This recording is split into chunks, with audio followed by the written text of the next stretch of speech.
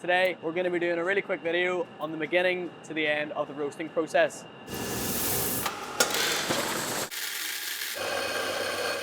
My name's Finley. I'm one of the roasters here at Bailey's Coffee Roasters. Today we're going to be roasting on our UG22 roaster, which we typically use for our microlots and our filter coffee. First thing we need to do is go get our green coffee and weigh it out. Today we're going to be roasting one of our Colombian microlots, Ovejas Siberia, which is lovely, clean, crisp, acidic coffee. Really good for your D60s, your AirPresses, and your batch brews. Now we've got our green coffee all weighed out, we just need to load it into the machine. Now we've loaded up the roaster, we've dropped the beans in at the correct temperature. The beans are now entering the first phase, which is the drying phase. This is where the cool beans will absorb a lot of the heat from the hot roaster, and this will dramatically get rid of a lot of the moisture in the coffee, and it will also steady out the curve as it goes on.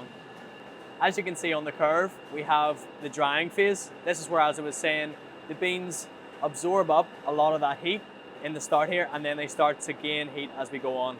And as you can see now, we're now going into the next phase, which is the browning or Maillard stage.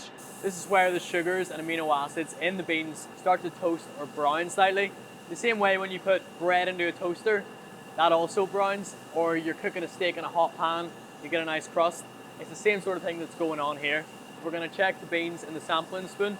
What we're looking for is a yellowy sort of browny color on that, and they go from obviously green to yellowy brown, then to your nice brown roasted coffee. We're now going into the development stage. This is where we're going to look out for first crack, and this is where the beans, a lot of pressure is building up in the beans and a lot of CO2, and the beans start to crack like popcorn basically. And once we know that's happened, we're then entering the development stage, which is where we are taking it to the desired level that we want. The further we're gonna go, the more sort of chocolatey, nutty, earthy, caramelly notes, and the shorter, we're gonna keep that nice acidity, that nice sweetness and fruitiness in your coffee. So once we're happy with how far we've developed the coffee, we're then gonna open the door and we're then gonna enter the cooling phase. We wanna cool the coffee as quickly as possible because otherwise the coffee is gonna continue to roast. And while it's cooling down, we're gonna look for any Quakers, which are beans that aren't fully roasted and that are going to taint your final cup.